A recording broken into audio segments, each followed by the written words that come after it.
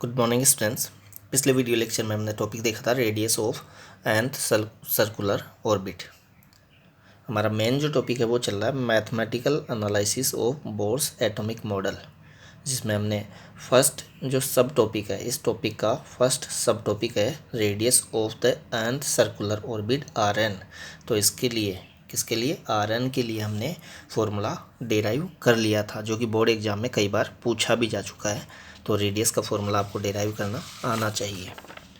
Finally हमें formula जो मिला था इस डेरिवेशन में वो मिला था Rn = n² / z 0.53 एंगस्ट्रॉम। ये फॉर्मूला में लर्न रखना होता है। वैसे जो फॉर्मूला मिला था वो इक्वेशन नंबर 3 में मिला था। फिर ये फॉर्मूला तो कॉन्स्टेंट्स का वैल्यू पुट करके सोल्व करने से मिला था। देखिए ये था फॉर्मूला, ये था formula Rn = n² / z ε0 h² π me²। ये है मेन फॉर्मूला किसके लिए? रेडियस के लिए। रेडियस के लिए अब यहाँ कॉन्स्टेंट्स के वैल्यू हमने पुट किए थे, फिर उसको सोल्व किया था, तब मिला था हमें n² / z 0.529 एंगस्ट्रॉम। क्लियर बात? तो ये बातें तो हमने पिछले वीडियो लेक्चर में कर ली थी। आज के इस वीडियो लेक्चर में हमारा टॉपिक रहेगा orbital speed of an electron in nth orbit, जिसको हम वी एन से डिनोट कर रहे हैं। Speed in nth orbit. देखिए डायग्राम हमने पिछले वीडियो लेक्चर में दिखाया था इसका। ये न्यूक्लियस है, न्यूक्लियस के अराउंड Rn रेडियस की किसी सर्कुलर ऑर्बिट के अंदर ये इलेक्ट्रॉन रिवॉल्यूशन कर रहा है। किस स्पीड से? Vn स्पीड से। तो इस Vn के लिए हमें फॉर्मूला डिराइव करना है। पिछले वीडियो लेक्चर में Rn के लिए फॉर्मूला डिराइव करा था, अब हम Vn के लिए फॉर्मूला डिराइव करेंगे। तो हमें वही दो इक्वेशंस चाहिए होगी जो कि पिछले वीडियो लेक्चर में हमने बताई थी। देखिए equation number first, equation number second, ये बोर एटॉमिक मॉडल के फर्स्ट पोस्टुलेट से हमने लिए और ये बोर एटॉमिक मॉडल के सेकंड पोस्टुलेट से लिए। तो यही दोनों इक्वेशन यूज में लेनी होगी आज भी Vn का फॉर्मूला डिराइव करने के लिए। और इन दोनों इक्वेशंस को यूज में लेते हुए ही पिछले वीडियो लेक्चर में हमने Rn का फॉर्मूला डिराइव किया था। कैसे डिराइव किया था प्रोसेस आपको पता होगा कि इक्वेशन नंबर सेकंड का स्क्वायर करके उसमें इक्वेशन नंबर फर्स्ट का हमने डिवाइड किया था और उसको सोल्व करने से हमें Rn मिल गया था। सेकंड का स्क्वायर करके फर्स्ट का उसमें डिवाइड किया था। आज हम क्या करेंगे, देखिए इक्वेशंस तो वही दोनों है। ये इक्वेशन नंबर फर्स्ट, ये इक्वेशन नंबर सेकंड। ये एंगुलर मोमेंटम क्वांटाइजेशन से, और ये हमने बताया था कि सेंट्रीपिटल फोर्स जो है रिवॉल्विंग इलेक्ट्रॉन को रिवॉल्यूशन के लिए जो सेंट्रीपिटल फोर्स रिक्वायर्ड होता है वो न्यूक्लियस द्वारा उस इलेक्ट्रॉन पर लगाए जाने वाले कूलाम अट्रैक्टिव फोर्स से मिलता है। क्लियर है बात? तो ये सेंट्रीपिटल फोर्स क्लास 11 से हम जानते ही थे, mv²/r। अब nth ऑर्बिट की बात चल रही है तो v के नीचे सबस्क्रिप्ट में n और r के नीचे सबस्क्रिप्ट में n आ जाएगा। Speed in nth orbit, radius of nth orbit. Clear है बात? m के नीचे क्यों नहीं लगाया n? क्योंकि मास जो है इलेक्ट्रॉन का वो तो चाहे ऑर्बिट कोई सी भी हो, मास तो कांस्टेंट ही रहेगा, जो भी है वो फिक्स रहेगा, इसलिए m के नीचे n नहीं लगाया है। क्लियर है बात? फिर ये कूलाम अट्रैक्टिव फोर्स है, किस किस के बीच लगने वाला?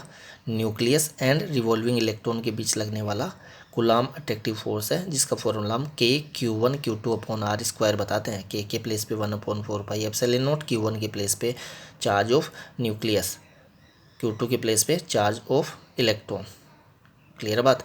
अब यहाँ विदाउट साइन लिया है। देखिए वैसे न्यूक्लियस का चार्ज जो होता है वो पॉजिटिव होता है और इलेक्ट्रॉन नेगेटिव चार्ज वाला पार्टिकल होता है, लेकिन यहाँ इसमें केवल मैग्नीट्यूड की बात चल रही है, इसलिए यहाँ विदाउट साइन इनके वैल्यूज पुट किए गए हैं, charge of nucleus, charge of electron. Clear बात?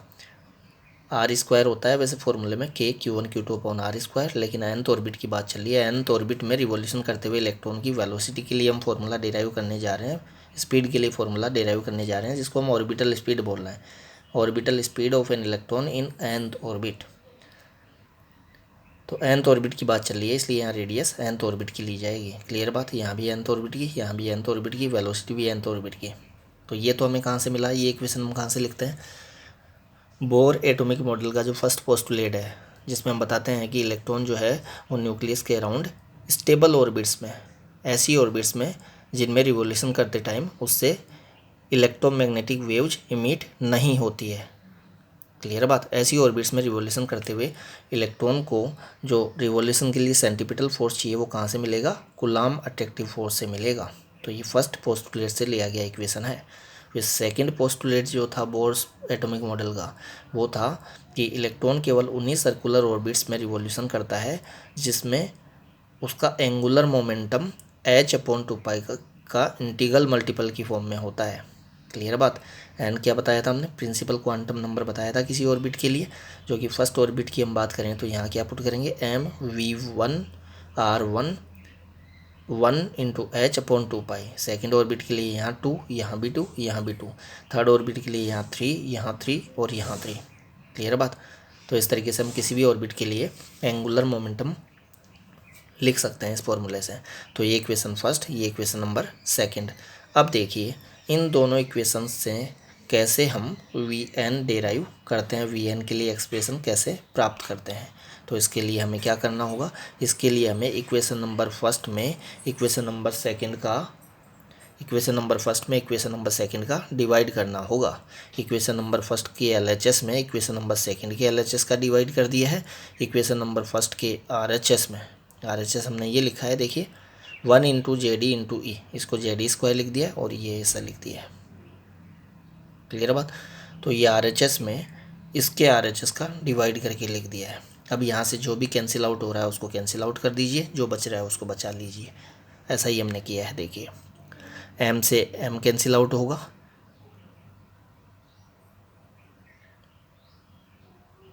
Rn जो है वो स्क्वायर हो जाएगा क्योंकि ये अपॉन में है और ये अपॉन में है ही, तो Rn² हो गया। देखिए Rn² हो गया, m से m कैंसिल आउट हो गया था, यहाँ Vn² है, यहाँ नीचे Vn है, तो ऊपर Vn बच जाएगा, ऊपर Vn बच जाएगा। तो LHS से तो ये मिला हमें।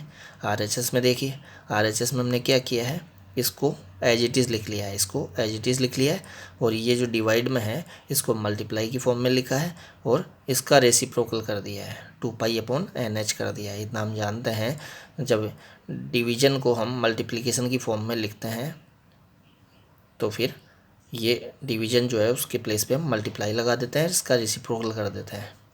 तो ऐसा ही हमने किया है। अब देखिए 1/4πε0, यहाँ 1 समझ लीजिए, कुछ भी नहीं है तो 1 तो होता ही है।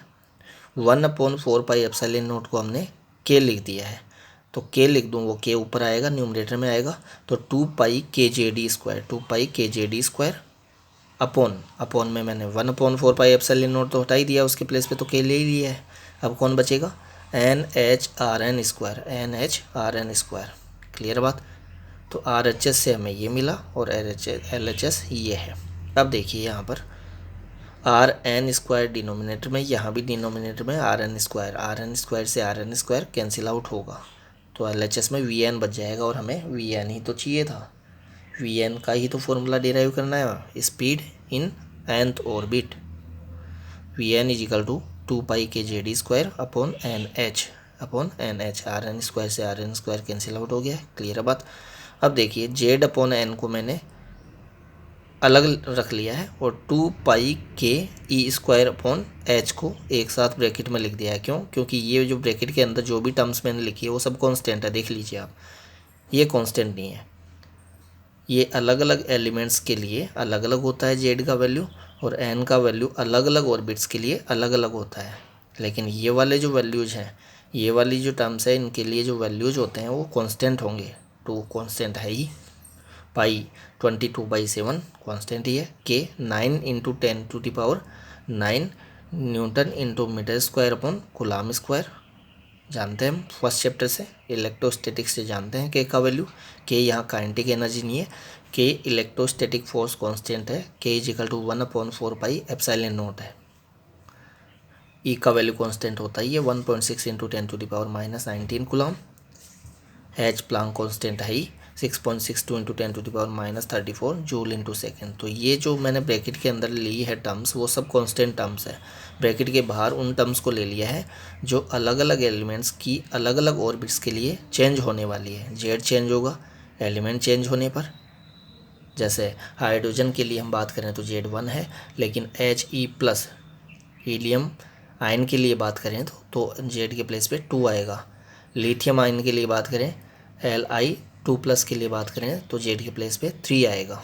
क्लियर बात।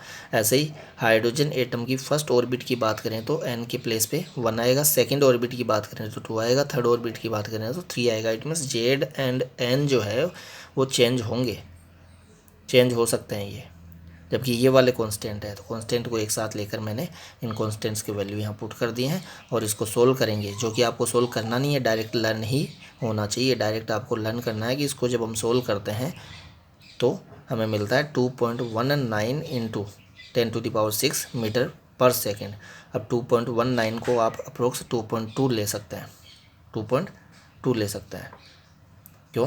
क्योंकि देखिए 9 जो है वो ग्रेटर देन 5 है, और ग्रेटर देन 5 होता है जब कोई डिजिट और उसको आप रिमूव करना चाह रहे हैं तो उससे पहले वाले डिजिट में आप 1 का इंक्रीमेंट कर देते हैं, 1 ऐड कर देते हैं। अप्रोक्स कितना बोल सकते हैं हम इसको? 2.2 इंटू 10⁶ मीटर पर सेकेंड। Z/N चल ही रहा है, देखिए Z/N। तो वेलोसिटी का फॉर्मूला हमें मिल गया Z/N 2.19 into 10⁶ metre upon second, metre upon second. तो ये हमारा डेरिवेशन तो यहीं कंप्लीट हो जाता है। हमें ये फॉर्मूला याद होना चाहिए। वैसे वेलोसिटी के लिए फॉर्मूला जो है वो ये है। आगे हम काइनेटिक एनर्जी जब निकालेंगे, रिवॉल्विंग इलेक्ट्रॉन की काइनेटिक एनर्जी निकालेंगे तो काइनेटिक एनर्जी होती है 12m v_n²। तो वहाँ v_n का वैल्यू हमें ये पुट करना होगा, ये पुट करना होगा। क्लियर है बात। तो न्यूमेरिकल्स के लिए तो आपको ये फॉर्मूला याद होना चाहिए। जैसे आपसे बोला जाए कि हाइड्रोजन एटम की सेकंड ऑर्बिट में रिवॉल्यूशन करते हुए इलेक्ट्रॉन की ऑर्बिटल स्पीड बताइए, तो हाइड्रोजन एटम की बात पूछ रहा है तो Z के प्लेस पे 1, क्योंकि एटॉमिक नंबर हाइड्रोजन के लिए 1 होता है। सेकंड ऑर्बिट की बात कर रहा है तो N के प्लेस पे 2 पुट कर दीजिए। क्लियर बात। तो हाइड्रोजन एटम की सेकंड ऑर्बिट की बात चल रही है तो Z के प्लेस पे 1, N के प्लेस पे 2। क्लियर बात है, 1/2 और मल्टीप्लाई कर दीजिए इससे, जो भी आएगा वो आ जाएगा। किस ऑर्बिट में? सेकंड ऑर्बिट के लिए ऑर्बिटल स्पीड आ जाएगी। सेकंड ऑर्बिट में रिवॉल्यूशन करते हुए इलेक्ट्रॉन की स्पीड हमें मिल जाएगी।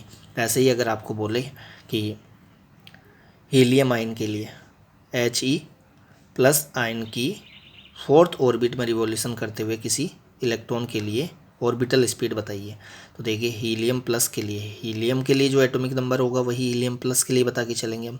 तो Z के प्लेस पे तो आएगा 2, N के प्लेस पे आएगा 4, क्योंकि फोर्थ ऑर्बिट की बात चल रही है, हीलियम की बात चल रही है, इसलिए Z के प्लेस पे 2। हीलियम की फोर्थ ऑर्बिट की बात चल रही है इसलिए N के प्लेस पे 4। तो 2/4 मल्टीप्लाई बाई ये जो भी आएगा वो आ जाएगा। तो इस तरीके से आप न्यूमेरिकल्स कर सकते हैं, इस तरीके से न्यूमेरिकल्स पूछे जाते हैं। तो देखिए किस प्रोसेस को हमने फॉलो किया। ये बोर एटॉमिक मॉडल के फर्स्ट पोस्टुलेट की इक्वेशन, ये सेकंड पोस्टुलेट से ली इक्वेशन, फिर हमने इक्वेशन नंबर फर्स्ट में डिवाइड कर दिया इक्वेशन नंबर सेकंड का।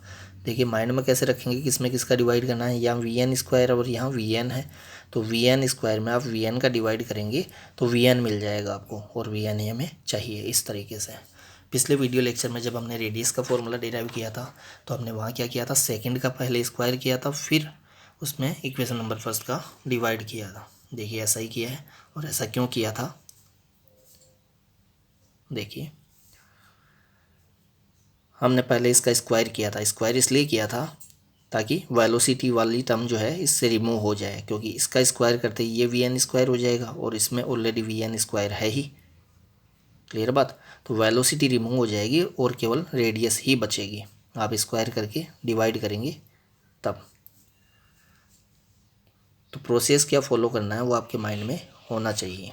अगर आप उस समय सोचने बैठेंगे कि मुझे इसमें कैसे करना है तो फिर टाइम ज़्यादा लगेगा, और जनरली बोर्ड एग्ज़ाम में इतना टाइम मिलता नहीं है। सोचने जितना टाइम नहीं मिलता है, आपको डायरेक्ट चीज़ें याद होनी चाहिए। वहाँ माइंड लगाने जितना ज़्यादा टाइम नहीं मिलता है कि आप पहले वहाँ माइंड लगाएं, वहाँ सोचने बैठ जाएँ, तो काफ़ी टाइम लग जाएगा आपको। और पेपर फिजिक्स का काफ़ी लेंदी आता है बोर्ड एग्ज़ाम में, तो इतना टाइम जनरली मिलता नहीं है। लास्ट के क्वेश्चन आपके छूट जाएंगे या छूटेंगे नहीं, तो आपको स्पीडली उनको करना होगा, शॉर्ट में आपको करना होगा, तो फुल मार्क्स नहीं मिलेंगे। तो ये डेरिवेशन अपना कंप्लीट हो गया है। किसके लिए? वेलोसिटी के लिए। पिछले वीडियो लेक्चर में रेडियस का डेरिवेशन देखा, इस वीडियो लेक्चर में वेलोसिटी का डेरिवेशन देखा है। अब देखिए इस टॉपिक से रिलेटेड जो छोटी मोटी बातें हैं वो देख लेते हैं। यहाँ से देखिए, ये तो कांस्टेंट है ही। अब मैं अगर किसी एटम की डिफरेंट ऑर्बिट्स की बात करूँ तो किसी एटम की डिफरेंट ऑर्बिट्स की बात करूँ तो एटम तो फिक्स हो गया वो, मुझे उसी एटम की डिफरेंट ऑर्बिट्स की बात करनी है तो जेड फिक्स हो गया, क्योंकि एटम के लिए एटॉमिक नंबर जो होगा वो होगा। जैसे मैं हाइड्रोजन एटम की बात करता हूँ तो हाइड्रोजन एटम के लिए जेड का वैल्यू फिक्स हो गया। अब हाइड्रोजन वैल्यू की first orbit, second orbit, third orbit इनकी बात करूँ मैं तो उस केस में जेड तो कांस्टेंट हो गया, तो v n directly proportional 1/n होगा। It means v n inversely proportional to the n होगा। यही हमने बताया। नेक्स्ट पेज पे देखिए, for fixed Z v n directly proportional 1/n। यह हमने बताया Z remains same for various orbits of an atom. एक एटम की डिफरेंट ऑर्बिट्स के लिए, वेरियस ऑर्बिट्स के लिए जेड सेम रहेगा, कांस्टेंट रहेगा। तो v n directly proportional 1/n, it means v n inversely proportional to n. अब यहाँ एन आप इंक्रीज करवाते जाएंगे, इट मीन्स न्यूक्लियस से बाहर की ओर बढ़ते जाएंगे तो एन इंक्रीज होता जाएगा। न्यूक्लियस के सबसे पास वाली ऑर्बिट जो है उसके लिए एन का वैल्यू 1, फिर एन का वैल्यू 2, फिर एन का वैल्यू 3। तो इस तरीके से आप न्यूक्लियस से दूर जाते जा रहे हैं। तो जैसे जैसे आप न्यूक्लियस से दूर जाते जाएंगे वैसे वैसे वेलोसिटी डिक्रीज होती जाएगी, वैसे वैसे वेलोसिटी डिक्रीज होती जाएगी। इट मीन्स फर्स्ट ऑर्बिट में रिवॉल्यूशन करते, अगर इलेक्ट्रॉन फर्स्ट ऑर्बिट में रिवॉल्यूशन कर रहा है तो उसकी स्पीड ज़्यादा है, लेकिन सेकंड में रिवॉल्यूशन कर रहा है तो उसकी स्पीड कम होगी, थर्ड में रिवॉल्यूशन कर रहा है तो उसकी स्पीड और कम होगी। ऐसा क्यों? क्योंकि जैसे जैसे इलेक्ट्रॉन की न्यूक्लियस से डिस्टेंस इंक्रीज होती जाती है वैसे वैसे उस पर कूलाम अट्रैक्टिव फोर्स डिक्रीज होता जाता है। कूलाम अट्रैक्टिव फोर्स डिक्रीज तो होता जाएगा तो उसको रिवॉल्यूशन के लिए जो सेंट्रीपिटल फोर्स चाहिए होता है वो कूलाम अट्रैक्टिव फोर्स से ही तो मिलता है, और कूलाम अट्रैक्टिव फोर्स डिक्रीज होता जा रहा है जैसे जैसे आप न्यूक्लियस से दूर होते जा रहे हैं। क्लियर है बात? तो कूलाम अट्रैक्टिव फोर्स डिक्रीज होने से उसको जो अब सेंट्रीपिटल फोर्स मिलेगा रिवॉल्यूशन के लिए वो कम मिलेगा, और सेंट्रीपिटल फोर्स कम मिलेगा तो सेंट्रीपिटल फोर्स के कारण ही तो रिवॉल्यूशन होता है। तो सेंट्रीपिटल फोर्स कम मिल रहा है तो उसकी स्पीड कम होगी। क्लियर है बात? पास वाली ऑर्बिट्स में रिवॉल्यूशन करते इलेक्ट्रॉन पर सेंट्रीपिटल फोर्स ज़्यादा लगता है, सेंट्रीपिटल फोर्स ज़्यादा लगता है तो कूलाम अट्रैक्टिव फोर्स ज़्यादा लगता है तो उसको सेंट्रीपिटल फोर्स ज़्यादा प्रोवाइड हो पाता है, और ज़्यादा प्रोवाइड हो जाता है सेंट्रीपिटल फोर्स तो उसकी वेलोसिटी ज़्यादा होती है। क्लियर बात? फर्स्ट ऑर्बिट में स्पीड ज़्यादा है, सेकंड में उसके कंपैरेटिवली कम है, थर्ड में और कम, फोर्थ में और कम है। इस तरीके से हम बता के चलते हैं। फिर यहाँ हमने फाइन स्ट्रक्चर कांस्टेंट की बात की है, अल्फ़ा की बात की है, जिसका वैल्यू अभी हम बता के चलेंगे 1/137 alpha is equal to 1/137 fine structure constant. अब देखिए होता क्या है, ये फाइन स्ट्रक्चर कांस्टेंट जो है वो V1/c बोला है। हाइड्रोजन एटम की फर्स्ट ऑर्बिट में रिवॉल्यूशन करते हुए इलेक्ट्रॉन की जो ऑर्बिटल स्पीड है, फर्स्ट ऑर्बिट में जो ऑर्बिटल स्पीड है वो upon velocity of light in vacuum, तो इन दोनों का जो रेशियो है वो 1/137 होता है। उसी को हम फाइन स्ट्रक्चर कांस्टेंट बोल रहे हैं। देखिए वी एन का अभी पिछले पेज पे हमें फॉर्मूला मिल रहा था 2π/kjd²/nh। देख लीजिए,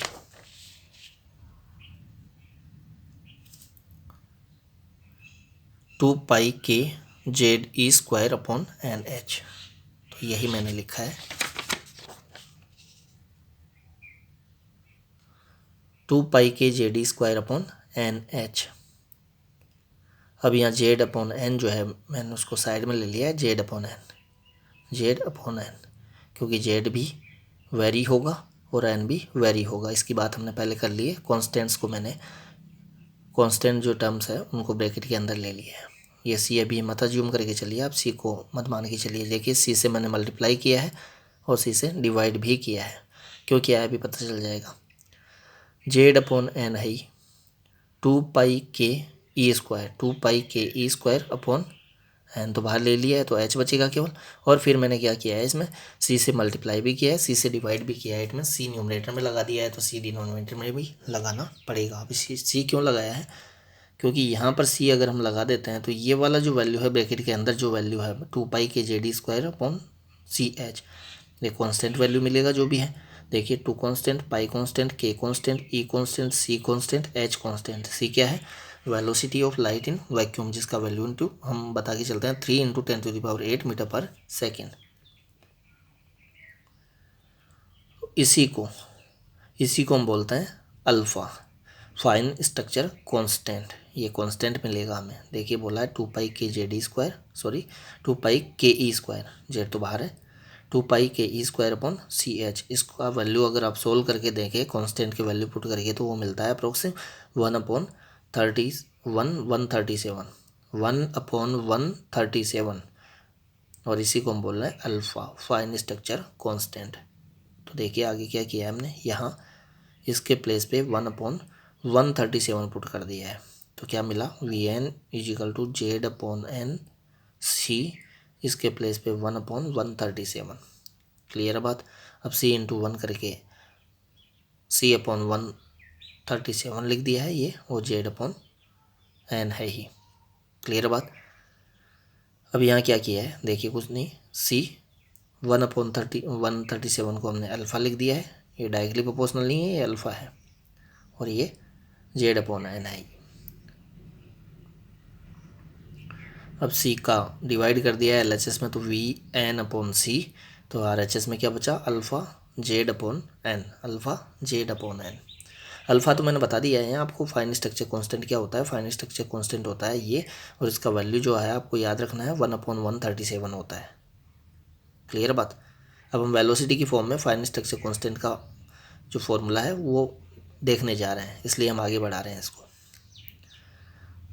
तो देखिए अल्फ़ा किसके इक्वल होगा? Vn/अल्फ़ा × Z/n किसके इक्वल होगा? Vn/c के। अगर मैं Z के प्लेस पे 1 ले लूँ, n के प्लेस पे भी 1 ले लूँ, इट मीन्स हाइड्रोजन एटम की फर्स्ट ऑर्बिट की बात करूँ, तो हाइड्रोजन एटम की फर्स्ट ऑर्बिट की बात करेंगे तो Z के प्लेस पे 1, n के प्लेस पे 1। हाइड्रोजन एटम के लिए Z के प्लेस पे 1, फर्स्ट ऑर्बिट के लिए n के प्लेस पे 1। तो देखिए फिर यहाँ n के प्लेस पे यहाँ भी 1 ही आएगा, तो V1/c = अल्फ़ा, और Z के प्लेस पे 1, n के प्लेस पे 1, तो 1/1 कितना होगा? 1 ही होगा। क्लियर बात? तो अल्फ़ा का वैल्यू कितना मिला मुझे? V1/c, और अल्फ़ा का वैल्यू अभी मैंने यहाँ से बताया था कितना? 1/137। तो हाइड्रोजन एटम की फर्स्ट ऑर्बिट में जो ऑर्बिटल स्पीड होती है उसका, और velocity of light in vacuum, उन दोनों का हम रेशियो देखें, इन दोनों वेलोसिटीज़ का हम रेशियो देखें, तो 1/137 होता है, और इसी को हम बोलते हैं fine structure constant alpha. Clear है बात? अब देखिए इस नोट पॉइंट में हमने क्या बताया है। अभी ये फॉर्मूला हमें मिला था, तो यहाँ से अगर मैं V1 निकालना चाहूँ तो V1 = आएगा, c को इधर ले जाइए, तो V1 = c/137। It means light की वैक्यूम में जो वेलोसिटी होती है उसमें डिवाइड कर दीजिए आप 137 का, तो आपको क्या कौन सी वेलोसिटी मिल जाएगी? हाइड्रोजन एटम की फर्स्ट ऑर्बिट में रिवोल्यूशन करते हुए इलेक्ट्रॉन की वेलोसिटी मिल जाएगी, स्पीड मिल जाएगी। क्लियर बात? The speed of electron of hydrogen in the inner most orbit, it means first orbit, सबसे अंदर वाली orbit, is 1/137 of the speed 1/137 of the speed of light in vacuum. Clear है बात? तो ये तो वेलोसिटी वाले टॉपिक से रिलेटेड कुछ बातें थी। डेरिवेशन तो अपना यहीं कंप्लीट हो गया था। बोर्ड एग्जाम में वेलोसिटी का डेरिवेशन भी पूछा जाता है। तो वेलोसिटी की डेरिवेशन के लिए आपको इक्वेशन नंबर फर्स्ट लिखनी होगी, इक्वेशन नंबर सेकंड लिखनी होगी, और इस तरीके से फिर इक्वेशन नंबर फर्स्ट में सेकंड का डिवाइड कर देना होगा, इसको सोल्व करना होगा, और यहाँ तक करना है। डेरिवेशन यहीं कंप्लीट हो जाता है। डेरिवेशन यहीं कंप्लीट हो जाता है। इससे आगे वाली बातें आपसे पूछी जाए तो बतानी है, अदरवाइज नहीं बतानी है। डेरिवेशन तो यहीं तक है। हमारा टॉपिक था orbital speed of an electron in nth orbit. Clear बात? मेन टॉपिक क्या चल रहा है हमारा? मेन टॉपिक है mathematical analysis of Bohr's atomic model. Clear है बात? इसमें हम क्या देख चुके? हम देख चुके हैं Rn का डेरिवेशन, Rn के लिए फॉर्मूला डिराइव करना देख चुके हैं पिछले वीडियो लेक्चर में। इस वीडियो लेक्चर में हमने देखा है वी एन का फॉर्मूला डिराइव करना, वी एन का फॉर्मूला डिराइव करना। क्लियर बात। आर एन का फॉर्मूला में क्या मिला था, आर एन का जो फॉर्मूला है वो हमें ये मिला था। अब इसमें कॉन्स्टेंट्स के वैल्यू पुट करके सोल्व किया था, तब हमें इसके प्लेस पे 0.529 एंगस्ट्रॉम मिला था। क्लियर बात। लेकिन फॉर्मूला तो यही है, ये फॉर्मूला हम आगे यूज में भी लेंगे, इसलिए मैंने इसको भी इक्वेशन नंबर डाल दिया है। न्यूमेरिकल्स के लिए तो हमें ये फॉर्मूला याद रखना होता है, ये वाला फॉर्मूला रेडियस का, लेकिन आगे डेरिवेशंस के लिए हमें ये फॉर्मूला पता होना चाहिए, पता होना चाहिए। अगर पता नहीं है तो फिर हमें निकालना पड़ता है, equation number first and second से आर एन निकालना पड़ता है, तो टाइम लग जाता है। ऐसा ही वेलोसिटी वाला जो फॉर्मूला है हमें याद तो ये रहना चाहिए न्यूमेरिकल्स के लिए तो, लेकिन आगे जो डेरिवेशन हमें करने होते हैं, जैसे हमें काइनेटिक एनर्जी का डेरिवेशन करना है, काइनेटिक एनर्जी का फॉर्मूला डेराइव करना है, तो वहाँ फिर हमें काइनेटिक एनर्जी के लिए वेलोसिटी का फॉर्मूला पता होना चाहिए, तो फिर हम ये यूज में लेंगे वहाँ। तो ये याद है तो अच्छी बात है, अगर याद नहीं है तो फिर इक्वेशन फर्स्ट सेकंड से पहले आपको ये निकालना होता है, ये निकालना होता है। क्लियर बात। फिर आप काइनेटिक एनर्जी निकाल पाएंगे। काइनेटिक एनर्जी का फॉर्मूला हम डेराइव करेंगे तो आपको पता चल जाएगा कि इसकी हमें वहाँ ज़रूरत पड़ेगी। तो या तो आपको ये डायरेक्ट पता हो, डायरेक्ट पता नहीं है तो आपको इक्वेशन नंबर फर्स्ट सेकंड पता होनी चाहिए। मेन इक्वेशंस जो है यहाँ डेरिवेशन में वो फर्स्ट सेकंड ही है। वो पिछले वीडियो लेक्चर में जिसमें हमने आर एन के लिए फॉर्मूला डेराइव किया था, वहाँ भी हमें ये दोनों इक्वेशंस पता होनी चाहिए थी। इन दोनों इक्वेशन से हमने आर एन प्राप्त किया था और इन्हीं दोनों इक्वेशन से हमने वी एन प्राप्त किया है। तो मेन इक्वेशन तो यही है, ये आपको पता है तो आप मैथमेटिकल एनालिसिस में हम जितने भी डेरिवेशंस देखेंगे वो सारे फॉर्मूले आप डेराइव कर सकते हैं, सारे डेरिवेशंस इजीली कर पाएंगे इन दोनों इक्वेशन से। क्लियर बात। तो ये हमारा टॉपिक वीडियो लेक्चर कंप्लीट होता है। नेक्स्ट वीडियो लेक्चर में हम बात करेंगे revolution time period and frequency of revolution, कि इलेक्ट्रॉन को अपनी सर्कुलर ऑर्बिट में एक रिवॉल्यूशन कंप्लीट करने में कितना टाइम लगता है, एक रिवॉल्यूशन में उसको कितना टाइम लगता है, उसको हम रिवॉल्यूशन टाइम पीरियड बोल रहे हैं। और फ्रीक्वेंसी ऑफ रिवॉल्यूशन का मीनिंग हो गया एक सेकंड में वो कितने रिवॉल्यूशन कंप्लीट कर लेता है न्यूक्लियस के अराउंड, उसको हम बोलते हैं frequency of revolution. Frequency of revolution, एक रिवॉल्यूशन में कितना टाइम लगता है उसको तो बोल रहे हैं रिवॉल्यूशन टाइम पीरियड। और एक सेकेंड में कितने रिवॉल्यूशन कंप्लीट कर लेता है वो न्यूक्लियस के अराउंड, उसको बोल रहे हैं फ्रीक्वेंसी ऑफ रिवॉल्यूशन। तो उसके लिए नेक्स्ट वीडियो लेक्चर में हम फॉर्मूला डेराइव करेंगे। क्लियर बात। लेकिन उसमें देखिए हमें आर एन वी एन के फॉर्मूले पता होने चाहिए। आर एन का फॉर्मूला पिछले वीडियो लेक्चर से और वी एन का फॉर्मूला अभी जो वीडियो लेक्चर हमने देखा है, आज का जो हमारा टॉपिक था वो वी एन था। तो आर एन का फॉर्मूला भी हमें पता होना चाहिए और वी एन का फॉर्मूला भी पता होना चाहिए। अगर ये फॉर्मूले में पता नहीं है तो हमें वो equation number first, equation number second पता होनी चाहिए। उन दोनों से पहले हम r n and v n प्राप्त करेंगे ये, और फिर r n and v n के वैल्यू यहाँ पुट करेंगे, तब जाकर हमें टी एन मिलेगा। कैसे मिलेगा नेक्स्ट वीडियो लेक्चर में बात करेंगे। Thank you.